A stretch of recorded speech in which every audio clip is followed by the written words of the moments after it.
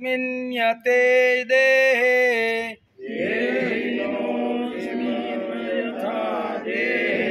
देहिनोऽस्मिन् यथा देहे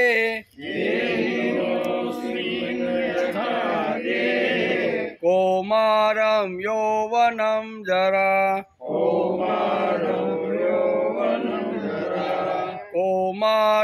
यौवनं जरा देहिनोऽस्मिन् यथा देहे कौमारं यौवनं जरा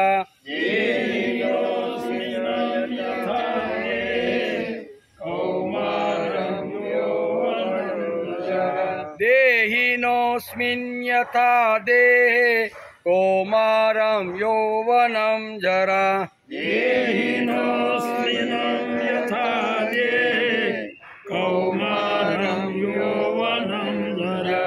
तथा देहांतर प्राप्ति तथा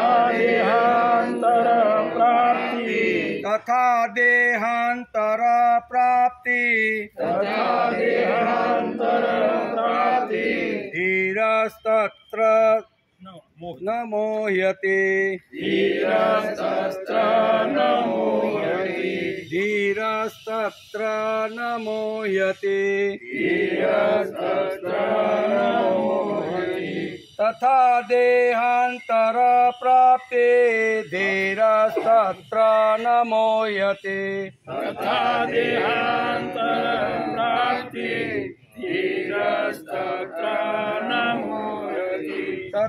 देहांतर प्राप्ते धीरस्तत्र न मोह्यते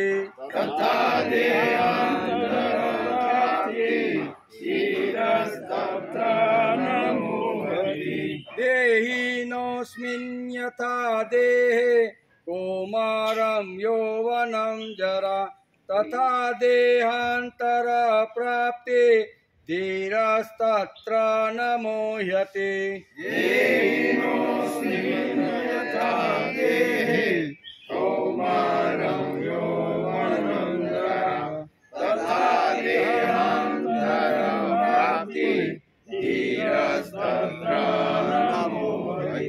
मात्रा स्पर्शास्तु कौन्तेय मात्रा स्पर्शास्तु कौन्तेय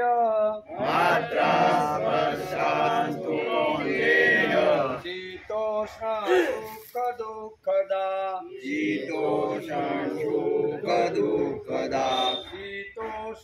सुख दुःखदा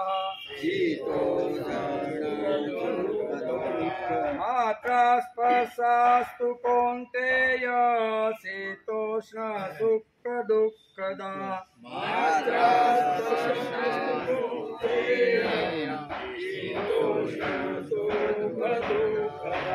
मात्रा स्पर्शास्तु कौन्तेय शीतोष्ण सुख दुःखदा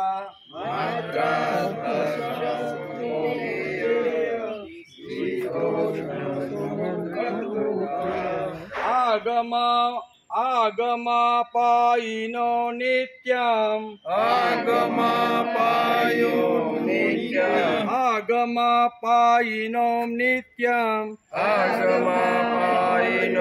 नित्यम् तांस्ते तीक्षस्व भारत तांस्तित्यक्ष भारत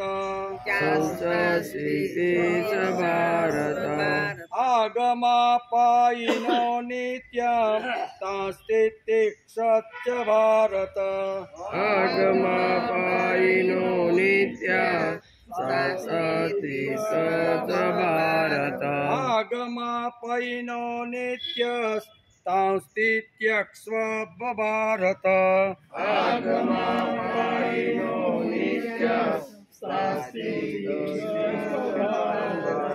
मात्रा स्पर्शासु कौन्तेय शीतोष्ण सुख दुःखदा आगमापायिनो नित्यं तांस्तित्यस्व भारत मात्रा स्पर्शासु कौन्तेय શીતોષ્ણ સુખ દુઃખદા આગમાપાયિનો નિત્યમ શાંતિક્ષસ્વ ભારત. હવે બે શ્લોકનું એકારે. દેહિનોસ્મિન્યતે દેહે કૌમારમ યૌવનમ જરા તથા દેહાંતર પ્રાપ્તિ ધીરસ્તત્ર નમોયતે. માત્રાસ્પર્શાસ્તુ કૌન્તેય શીતોષ્ણ સુખ દુઃખદા આગમાપાયિના નિત્યમ તાંસ્તિક્ષસ્વ ભારત તાંસ્તિત્યક્ષસ્વ ભારત.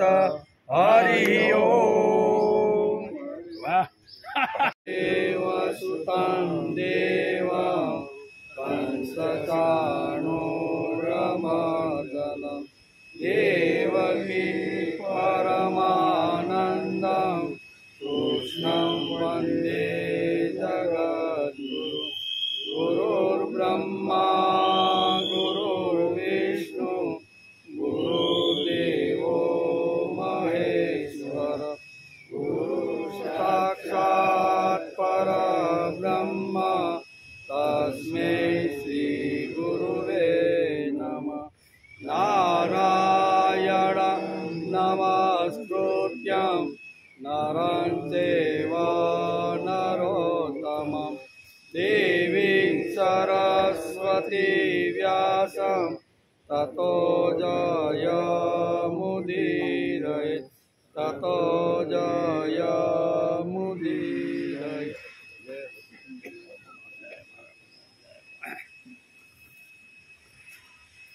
માત્રાસ્પર્શાસ્તુ કૌન્તેય શીતોષ્ણ સુખ દુઃખદા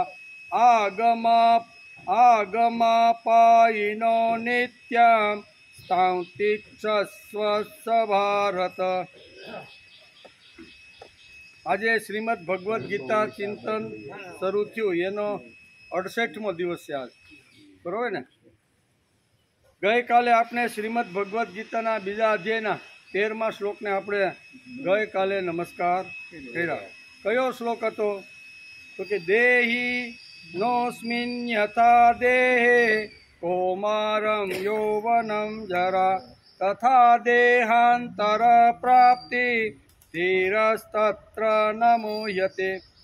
દેહધારીઓના આ મનુષ્ય શરીરમાં જેમ બાળપણ, યુવાની અને વૃદ્ધત્વ પ્રાપ્ત થાય છે તે જ પ્રમાણે બીજા શરીરની પ્રાપ્તિ થાય છે. એ બાબતમાં ધીર પુરુષો મોહ પામતા નથી. જેમ 3 અવસ્થા છે એમ શ્રીમદ ભગવદ્ ગીતાએ 4થી અવસ્થા બતાવી છે. દેહાંતર પ્રાપ્તિ, શરીર વૃદ્ધ થાય, ઘરડું થાય એટલે પછી એ દેહાંતર એટલે એક દેહમાંથી બીજા દેહમાં ચાલ્યું જાય છે. તેથી ધીર પુરુષે કોઈ દિવસ એનો શોક કે વિષાદ કે આવી રીતનું કરવાનું નહીં, એમ ભગવાન અહીંયા અર્જુનને કહે છે. બાળપણનો રોલ શું છે એ ગઈકાલે આપણે સમજતા હતા. કંઈ 3 અવસ્થાનું વર્ણન ભગવદ્ ગીતાની અંદર બીજા અધ્યાયના 13મા શ્લોકમાં કર્યું છે. એમાં બાળપણ, યુવાની અને વૃદ્ધત્વ. તો ગઈકાલે આપણે વિચાર કરતા હતા કે બાળપણનો રોલ શું છે? તો માણસ જન્મો, મોટો થયો, વૃદ્ધ થયો એટલે બસ શું માણસ પર કોઈ સંસ્કારની જરૂર નથી? ખાલી બાળક જન્મે, ધીમે ધીમે મોટો થાય, પરણે, છોકરાઓ થાય, છોકરાઓને પરણાવે, વૃદ્ધ થાય અને પછી મરી જાય. શું આટલું જ માનવ જીવન છે? શ્રીમદ ભગવદ્ ગીતા કે આટલું માનવ જીવન નથી. માનવ તરીકે ભગવાને જો આપણે આ સુંદર મજાનો દેહ આપ્યો હોય તો એમાં સંસ્કારોની ખૂબ જ જરૂર છે, એમાં ગુણો લાવવાની ખૂબ જ જરૂર છે એમ કહે છે.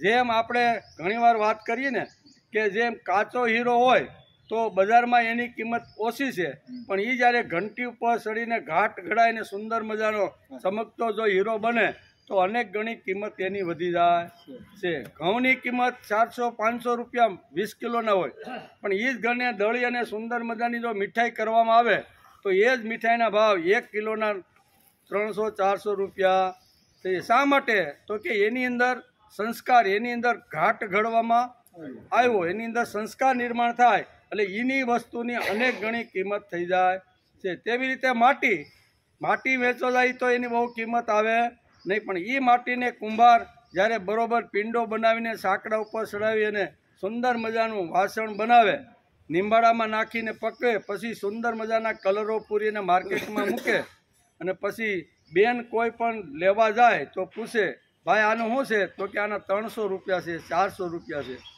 હવે 1 કિલો વજનનું માટલું હોય તો એના 300 ને 400 થયા, અને 1 કિલો માટી બજારમાં વેચવા જાય તો શું આવે ભાઈ? એનું કાંઈ તો ભાઈ કિંમત વધી કેમ? તો કે એના ઉપર સંસ્કાર પાડવામાં આવ્યા. તેથી શ્રીમદ ભગવદ્ ગીતાની અંદર અહીંયા આપણે ભગવાન અર્જુનના માધ્યમથી સમજાવે છે કે કોઈ પણ માણસની કિંમત ક્યારે વધે? તો કે એના ઉપર સંસ્કાર પાડવામાં આવ્યા હોય તો. તેથી બાળપણની અંદરથી જ માણસને સંસ્કાર આપવાનો પ્રયત્ન કરવો જોઈએ. એમ અહીં કહે છે ને કે બાળપણ, યુવાની અને વૃદ્ધત્વ આ ત્રણને ખીલવવાનો પ્રયત્ન કરવો જોઈએ. એમ શ્રીમદ ભગવદ્ ગીતા 2 અધ્યાયના 13મા શ્લોકની અંદર આ વાત કરતા હતા. એ આપણે ગઈકાલે થોડીક સમજવાનો પ્રયત્ન કર્યો. બાળકને સંસ્કાર આપવાના એટલે ઉપનયન સંસ્કાર એ ધાર્મિક વિધિ છે. ઉપનયન એટલે બાળકને વિદ્યાની પાસે, ભગવાનની પાસે, સંસ્કારની પાસે આપણા બાળકને લઈ જવાનો પ્રયત્ન કરવો જોઈએ. તો એની અંદર એ બધા ગુણો, સંસ્કારો બધા ખીલે. જ્ઞાનની પાસે, એટલે કે સાત્વિકતાની પાસે, સદગુણોની પાસે, તેજની પાસે બાળકને લઈ જવાનો દરેક ગૃહસ્થીએ પ્રયત્ન કરવો. આપણું જે બાળક જન્મે ત્યાંથી આવી રીતનો પ્રયત્ન કેવો કરવાનો કે આપણા બાળકને સારા સંસ્કાર મળે, બરાબર ને, સાત્વિક તરફ વળે, સદગુણો મળે અને તેજ મળે, એવી રીતના ગુણો આપવાનો બાળપણથી ઘરની અંદર વયોવૃદ્ધ કે એના માતા પિતાએ પ્રયત્ન કરવો જોઈએ. એની ગઈકાલે આપણે વાત કરતા હતા. જ્ઞાનની પાસે, સાત્વિકતાની પાસે, સદગુણની પાસે, તેજની પાસે લઈ જવું એ ઉપનયન સંસ્કાર છે. આ બાળપણનો રોલ છે. એમ ભગવાન શ્રીમદ ભગવદ્ ગીતાના 2 અધ્યાયના 13મા શ્લોકમાં આ 3 અવસ્થાઓનું વર્ણન કરતા આવી રીતનું સમજાવવાનો પ્રયત્ન કરે છે. બીજી વાત છે યુવાની. બાળપણનું મૃત્યુ થયું એટલે યુવાની આવી, બરાબર? બાળપણ જાય તો જ યુવાની આવે ને. તો પછી યુવાની આવે એટલે પરણવાનું. ગૃહસ્થાશ્રમમાં પાવિત્ર છે, પ્રેમ છે. પછી યુવાનીમાં આવો ગૃહસ્થાશ્રમ ઊભો થવો જોઈએ. પતિ તરીકે, બાપ તરીકે, પુત્ર તરીકે જે પાઠ, જે રોલ આવ્યો હોય એ બતાવવો. ભગવાન મને જે રોલ ગૃહસ્થાશ્રમની અંદર આપે એ સારામાં સારો મારે ભજવી બતાવવો. એ યુવાનીમાં આવ્યું તો યુવાની પણ ખીલવાની છે, યુવાની પણ શણગારવાની છે, યુવાનીને પણ સજાવવાની છે. એમ શ્રીમદ ભગવદ્ ગીતાના આ 2 અધ્યાયના 13મા શ્લોકમાં આ બધી વાતો ગઈકાલે ભગવાને અર્જુનને કીધી, આપણે સમજવાનો પ્રયત્ન કર્યો. ગૃહસ્થાશ્રમ એક પવિત્ર આશ્રમ છે. અધ્યાત્મ માટે તેની આત્યંતિક આવશ્યકતા. તેથી યુવાન થાય એટલે ગૃહસ્થાશ્રમ સ્વીકારે. શાસ્ત્રકારો કહે છે પવિત્રમાં પવિત્ર કોઈ આશ્રમ હોય ને તો એ ગૃહસ્થાશ્રમ છે. યુવાન એની અંદર પરણે છે, પરણે પછી ધંધો નોકરી કરે, પછી આવી રીતના સંસાર ચલાવીને બાળકોને જન્મ આપે, એને જન્મ આપ્યા પછી એને સંસ્કાર, આ બધું જે ઘડતર જે કાંઈ થાય છે ને કમાવાનું અને સંસ્કારોનું, એ બધું ગૃહસ્થાશ્રમમાં થાય છે. તેથી શાસ્ત્રકારો કહે છે 4 આશ્રમની અંદર જો કોઈ પવિત્રમાં પવિત્ર આશ્રમ હોય ને તો એ ગૃહસ્થાશ્રમ છે. તેથી યુવાનીની અંદર માણસે ગૃહસ્થાશ્રમનો સ્વીકાર કરી અને બાળકોનું ભરણ પોષણ, સંસ્કાર, વિદ્યા, જ્ઞાન જે કાંઈ પૂરવાનું હોય ને એ આ જ બધા કરી શકે છે. તેથી ગૃહસ્થાશ્રમનો યુવાનોની પણ વાત કરી. અને યુવાનોનું જ્યારે મૃત્યુ થાય પછી શું આવે? વૃદ્ધત્વ. બાળપણનું મૃત્યુ થાય એટલે 16 વર્ષ પછી યુવાની શરૂ થાય, અને પછી આવી રીતના 30, 35, 40 વર્ષ સુધી આવી યુવાની ગૃહસ્થાશ્રમ ભોગવે. એનું જ્યારે મૃત્યુ થાય ત્યારે માણસને વૃદ્ધત્વ આવે છે. એટલે 3 અવસ્થાની વાતો ભગવાન અર્જુનને સમજાવે છે કે હે અર્જુન, બાળપણ, યુવાની અને વૃદ્ધાવસ્થા આ ત્રણેય શારીરિક એટલે કે શરીરની બધી અવસ્થાઓ છે, આત્માની અવસ્થાઓ નથી. આત્મા તો અમર છે પણ શરીરની અંદર બદલાતી રહેલી છે. એક જ શરીરની અંદર આ 3 વાતો આવે. બાળક હોય તે મોટો થાય એટલે યુવાન થાય, અને યુવાન જ્યારે એના કરતાં વધે ત્યારે એને વૃદ્ધત્વ આવે. તો એક જ શરીરમાં એક જ આવી રીતના દેહની અંદર એકની એક વાત ત્રણ અવસ્થાઓ બદલે છે એમ ભગવાનનું અહીં કહેવાનું છે. ત્યાર પછી જરા વૃદ્ધત્વ આવે. વૃદ્ધત્વ વાનપ્રસ્થાશ્રમ એ સંસ્કૃતની કરોડરજ્જુ છે. તેથી વાનપ્રસ્થીઓએ સમજી વિચારીને મારે જ્યાં જવાનું છે ને એની તૈયારી વાનપ્રસ્થાશ્રમમાં કરી લેવી. હવે મારી પાસે કોઈ ઘરની, કુટુંબની, ધંધાની, વ્યવહારની કે નોકરીની કોઈ પ્રકારની જવાબદારી હવે મારી ઉપર રહી નથી. તેથી વૃદ્ધત્વ ખીલે, વૃદ્ધત્વ આનંદ મારીએ, કિલોલ મારીએ, હસતા રમતા વૃદ્ધત્વ આપણું પસાર થાય એના માટેનો વિચાર કરી લેવો જોઈએ. એટલે આ 3 અવસ્થાની વાતો ગઈકાલે આપણે સમજવાનો પ્રયત્ન કર્યો. વન્યતે સેવ્યતે ઇતિ વનમ. બરાબર. વાનપ્રસ્થાશ્રમ એટલે વૃદ્ધત્વ આવે ત્યારે શું કરવાનું? જૂના કાળનો શ્લોક છે, મહાભારતનો આ શ્લોક છે. એટલે મહાભારતમાં લખ્યું છે કે વન્યતે સેવ્યતે ઇતિ વનમ. બહુ વૃક્ષ જ્યાં હોય તેને વન કહેવામાં આવે છે. જૂના કાળમાં જ્યારે યુવાન મોટો થતો અને બધો કારભાર સંભાળી શકતો ત્યારે મા બાપ એના હાથની અંદર સંપૂર્ણ આવી રીતનો વ્યવહાર અને ધંધો બધું સોંપી અને વનની અંદર જઈ અને સાધના અને તપસ્યા કરી અને બાકીનું જીવન સુંદર બનાવવાનો પ્રયત્ન કરતા હતા. આજે કાળ બદલી ગયો છે. આજે વન પણ રહ્યા નથી ને વાનપ્રસ્થી પણ રહ્યો નથી. તો ઘરની અંદર, ગામની અંદર રહીને પણ આવી રીતનું જીવન જીવવાનો માણસે પ્રયત્ન કરી લેવો જોઈએ. કૌમારમ યૌવનમ જરામાં સેવાનું શિક્ષણ વૃક્ષો પાસેથી લઈ અને સમાજની અંદર ફરવું જોઈએ. જરા એટલે વૃદ્ધત્વ.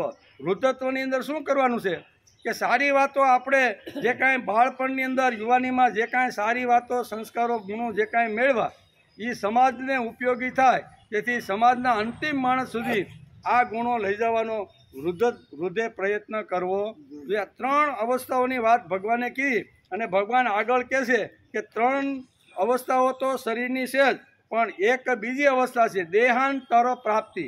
આ શ્લોકની અંદર શું કીધું? દેહાંતર પ્રાપ્તિ. આ દેહ આવે છે, બાળપણ થાય છે, યુવાની આવે છે, વૃદ્ધત્વ આવે છે, ઘરડું થઈ જાય છે અને પછી નાશ પામે છે. એટલે એ આખી પછી પરિવર્તન થઈ દેહાંતર પ્રાપ્તિ. એક દેહ છોડી અને બીજા દેહની અંદર કર્મ પ્રમાણે એનો જન્મ થાય. એટલે 4 વાતો ગઈકાલે આ શ્લોકની અંદર આપણે સમજવાનો પ્રયત્ન કર્યો. આજે શ્રીમદ ભગવદ્ ગીતાના બીજા અધ્યાયના 14મા શ્લોકનો આજે આપણે વિચાર કરવાનો છે. શ્રીમદ ભગવદ્ ગીતા એ દુનિયા માત્રને માર્ગદર્શન આપવાળો ગ્રંથ છે. દુનિયાની કોઈ પણ સમસ્યા હોય, આર્થિક હોય, સામાજિક હોય, વ્યક્તિગત હોય, કુટુંબિક હોય, માનસિક હોય, કોઈ પણ સમસ્યા હોય તો એ સમસ્યાનો ઉકેલ આપણે શ્રીમદ ભગવદ્ ગીતાના 700 શ્લોકમાંથી મળી રહે છે. પણ એનો ઊંડો અભ્યાસ કરી તો ખબર પડે કઈ સમસ્યા આવી અને એના માટે કઈ દવા લાગુ પડે. આ બધી જ દવાઓ જે રોગ થાય ને બધા જ પ્રકારની દવા શ્રીમદ ભગવદ્ ગીતાની અંદર ભગવાને ઠાંસીને અર્જુનને માધ્યમ બનાવી, નિમિત્ત બનાવીને આ આખી દુનિયાને હજારો વર્ષ સુધી માર્ગદર્શન મળે તે માટે આ બધી દવા આપેલી છે. તેથી ગઈકાલે ભગવાને અર્જુનને આ એક દવા આપી કે ભાઈ મૃત્યુ તો આવવાનું, તું એમ કહેશો કે આ બધા સ્વજનોને યુદ્ધમાં હું મારીશ અને એ બધા મરશે એટલે એનું પાપ મને લાગશે અને પાપને હિસાબે મને નરક મળશે. તેથી ભગવાન મારે નરક જોતું નથી. પાપમાંથી મુક્તિ મેળવવા માટે ભગવાને કીધું કે ભાઈ આ તો શરીરની અવસ્થાઓ છે.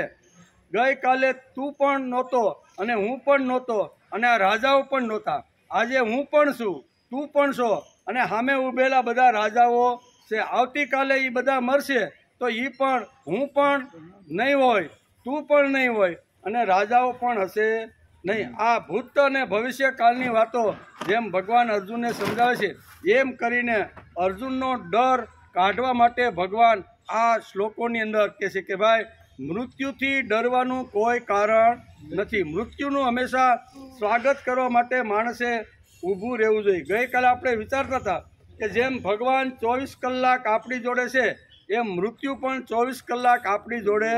ગમે ત્યારે યમરાજા આવીને આપણી ગળચી પકડે એ મને ને તમને ખબર નહીં. દેહનો પરિવર્તન ક્યારે થઈ જાય છે, ક્યારે યમરાજા ગળચી પકડે છે અને ક્યારે એક અવસ્થામાંથી બીજી અવસ્થામાં જતા રહીએ છે એ તને ને મને ખબર નથી. તેથી તારે ડરવાનું, તારે આવી રીતનું મૂંઝાવાનું કે તારે કંઈ કરવાનું કારણ નથી. આમ કરીને ભગવાન આ શ્લોકની અંદર નિર્ભય બનાવવાની વાત કરે છે. આ શ્લોકની અંદર પણ અનિત્ય વસ્તુ શરીર વગેરેને કારણે જે શોક થાય છે એની નિવૃત્તિ માટે આ શ્લોક છે. કેવો? માણસને શોક થાય, દુઃખ થાય, વ્યથા થાય, ઘરમાંથી કોઈ સ્વજન જાય એટલે 100% આપણે જેની સાથે પ્રેમ ભાવથી અત્યાર સુધી રહ્યા હોય અને એ આત્મીય વ્યક્તિ જ્યારે ઘરમાંથી જાય છે ત્યારે સહજ રીતે આપણે દુઃખ થાય, સહજ રીતે શોક થાય, સહજની થોડીક વ્યથા થાય. પણ એ વ્યથામાંથી બહાર કેમ નીકળવું એ ભગવાન અહીંયા 14મા શ્લોકની અંદર કહે છે. પ્રત્યેક ઘરની અંદર, પ્રત્યેક કુટુંબની અંદર, પ્રત્યેક સમાજની અંદર આવી ઘટના તો રોજબરોજ બનતી રહેલી છે. તેથી રોજબરોજ બનતી રહેલી ઘટનામાંથી બહાર કેવી રીતનું આવવું એ આ બીજા અધ્યાયના 14મા શ્લોકની અંદર ભગવાન અર્જુનને આ બહુ સરસ રીતનું આ તત્વજ્ઞાન સમજાવવાનો પ્રયત્ન કરે છે. શું કહે છે ભગવાન? કે હે અર્જુન, માત્ર સ્પર્શાસ્તુ કૌંતેય શીતોષ્ણ સુખ દુઃખદા આગમામાં પાયા નિત્યમ તાંસ્તિ ચક્ષસ ભારત. કૌંતેય એટલે હે કુંતી પુત્ર. આ શ્લોકની અંદર ભગવાને કુંતી પુત્રને યાદ કર્યો છે. અર્જુનના ઘણા બધા નામ છે, એમાં કુંતી પુત્ર નામ છે. એટલે ભગવાને કુંતાને યાદ કરીને અર્જુનને કહે છે કે હે કૌંતેય, માત્ર સ્પર્શ એટલે ઇન્દ્રિયોના વિષય જડ પદાર્થો. માત્ર સ્પર્શ એટલે શું? તો કે ઇન્દ્રિયોના વિષયોના જડ પદાર્થો. પદાર્થો. તું એટલે તો, શીતોષ્ણ એટલે ઠંડી અનુકૂળતા, સુખ દુઃખદા અને ગરમી અને પ્રતિકૂળતા દ્વારા સુખ દુઃખ દેનારા તથા આગમાયીન એટલે આવવા જવાવાળા. આ શીત અને ઉષ્ણ એ આવવા જવાવાળા છે, સુખ અને દુઃખ એ આવવા જવાવાળા છે. એ મહેમાન તરીકે છે, કાયમ રહેવાના નથી. આપણી ઘેરે આવે તો મહેમાન 1-2 દી વધારે, જૂના કાળમાં હોય તો 2-5 દી વધારે રોકાય, પણ આવ્યા છે એટલે મહેમાનને જવાનું છે. એમ ભગવાન આ શ્લોકની અંદર કહે છે કે હે અર્જુન, આ જગતની અંદર સુખ છે, દુઃખ છે, ઠંડી છે, ગરમી છે, આ 4 જે વાતો છે ને એ આવવા જવાવાળી છે, મહેમાન જેવી છે, કાયમી નથી. કેવી? ઘડી સાપડી છે. કોઈ 1 વર્ષ, 2 વર્ષ, 5 વર્ષ રહે અને પછી જતી રહેવાની. એમ કે પ્રતિકૂળ દ્વારા સુખ દુઃખ દેનારા છે તથા આવવા જવાવાળા છે અને અનિત્ય છે. કેવા? કાયમી નથી, પણ કેવા છે? અનિત્ય છે. માટે હે ભરતવંશી અર્જુન, તેમને તું સહન કર.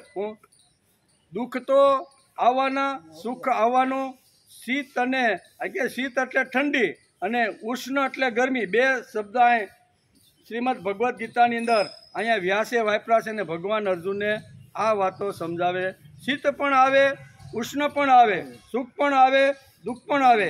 એ બધા કેવા છે?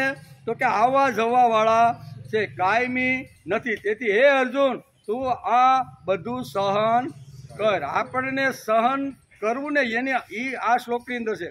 ઘણીવાર નાના નાના દુઃખની અંદર માણસ સહન કરી શકતો નથી અને ઘણીવાર આપઘાત કરીને મૃત્યુ પામે છે, અથવા ઘર છોડીને ગમે ત્યાં ભાગી જાય છે.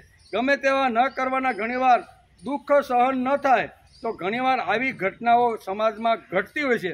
તેના માટે શ્રીમદ ભગવદ્ ગીતા આ શ્લોક આખી દુનિયાને બરોબર પોકારીને કહે છે કે સુખ દુઃખ, યશ અપયશ, હાનિ લાભ, શીત ઠંડી આ બધા આવવા જવાવાળા સુખ દુઃખો બધા છે, માટે તેને સહન કરવા જોઈએ. અર્જુનને કહે છે કે માટે તું સહન કર.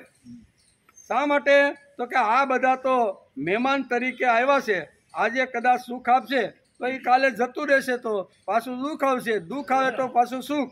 આ તો આવવા જવાવાળા છે, એમ અત્યારે સમજાશે. હે કુંતી પુત્ર અર્જુન, ઇન્દ્રિયોના વિષય જળ પદાર્થો, ઠંડી એટલે કે અનુકૂળતા અને ગરમી એટલે પ્રતિકૂળતા દ્વારા સુખ દુઃખ દેનારા તથા આવવા જવાવાળા અને અનિત્ય છે. આવવા જવાવાળા અને અનિત્ય છે. માટે હે ભરતવંશી ભારત, હે અર્જુન, તેમને તું સહન કરવાનો પ્રયત્ન કર. સહન તો કરવું જ પડે. અહીંથી જો ભાગી જઈશ ને તો પણ લોકો તારા ઉપર થૂક ઉડાડશે કે ક્ષત્રિયનો બચ્ચો અને કુરુક્ષેત્રના મેદાનમાંથી યુદ્ધથી ડરીને, મરવાથી ડરીને ભાગી ગયો. ભાગી જાય ને તો પણ તારા ઉપર લોકો આવી રીતની કરવાના છે. અને યુદ્ધની અંદર સ્વજનોને મારીશ ને તોય લોકો કહેવાના છે કે હાલો ગાંડો ગેલો પિતામહ ભીષ્મને દ્રોણને જેણે વિદ્યા શીખવાડીને જેને ખોળામાં નાનો મોટો કર્યો હોય એને પણ મારીને. બે વસ્તુ છે. એટલે અહીં ભગવાન કહે આ બે વસ્તુ તારી ભાગ તો પણ તને લોકો આમ કહે છે, અને લડી અને સામેના સ્વજનોને મારીશ ને તો પણ લોકો આવી રીતનું બોલવાના છે ને છે. લડીશ ને મારીશ તોય પણ બોલશે. યુદ્ધ છોડીને તું રણાંગણમાંથી ભાગી જઈશ ને તો પણ લોકો તારી માટે બોલવાના છે. એટલે બે બાજુ દુઃખ તો છે. તેથી તું સહન. બહુ સરળ રીતે આ શ્લોકની અંદર શ્રીમદ ભગવદ્ ગીતાની અંદર વ્યાસ લખે છે, અને ભગવાન અર્જુનને અહીંયા સુખ દુઃખ શીત અને ઉષ્ણ સહન કરવાની વાત અહીં સમજાવે છે. વાત છે અર્જુનની, પણ એ છે આખી દુનિયાના પ્રત્યેક માનવ માત્રને, કે નાના મોટા દુઃખ આવે, નાની મોટી અગવડ, નાની મોટી તકલીફો, સંસાર સમાજ લઈને આપણે બેઠા છીએ. એટલે આ બધી વસ્તુ તો આવવાની છે. તેથી સહન કરવાની બહુ સરસ કીધું. શું કે હે ભારત તાન તિતિત્સવ, એટલે કે હે ભારત તું આ સહન કર. એમ સહન તો કરવું જ પડશે. એમ કે એટલે કે જેમનાથી માપ તોલ થાય છે, અર્થાત જેમનાથી જ્ઞાન થાય છે. જ્ઞાનના સાધનો ઇન્દ્રિયો અને અંતઃકરણનું નામ છે માત્રા. શું છે અહીં બહુ સરસ છે. માત્રા એટલે શું છે તો કે ઇન્દ્રિયો અને અંતઃકરણથી જેમનો સંયોગ થાય છે તેમનું નામ છે સ્પર્શ. આથી ઇન્દ્રિયો અને અંતઃકરણથી જેમનું જ્ઞાન થાય છે એવા સૃષ્ટિના તમામ પદાર્થો માત્રા સ્પર્શા છે. માત્રા સ્પર્શ એટલે ઇન્દ્રિયોથી થતું સુખ, ઇન્દ્રિયોથી થતું દુઃખ, એ માત્રા સ્પર્શા છે. એમ ભગવાન અત્યારે આ પ્રમાણે કહે છે. અહીં માત્રા સ્પર્શા પરથી કેવળ પદાર્થો જ કેમ લેવામાં આવે, પદાર્થોનો સંબંધ કેમ ના લેવામાં આવે? જો આપણે અહીં માત્રા સ્પર્શા પદથી કેવળ પદાર્થોનો સંબંધ જ લઈએ તો એ સંબંધને આગમાં પાઈન એટલે આવવા જવાવાળા છે. કદાચ જો આપણે સુખ દુઃખ અને ઠંડી અને આવી રીતની ગરમીનો જો અર્થ લઈએ ને તો એ પણ આવવા અને જવાવાળા છે કહી શકાય છે. કારણ કે સંબંધની સ્વીકૃતિ કેવળ અંતઃકરણની નહીં થઈને સ્વયં અહમમાં થાય છે. સ્વયં નિત્ય છે. આથી એમાં જે સ્વીકૃતિ થાય છે તે પણ નિત્ય જેવી થઈ જાય છે. સ્વયં જ્યાં સુધી એ સ્વીકૃતિને છોડતો નથી ત્યાં સુધી એ સ્વીકૃતિ જેવી હતી તેવી ચાલુ રહે છે. અર્થાત પદાર્થોનો વિયોગ થઈ જવા છતાં પણ, પદાર્થો નહીં હોવા છતાં પણ તે પદાર્થોનો સંબંધ ચાલુ રહે છે.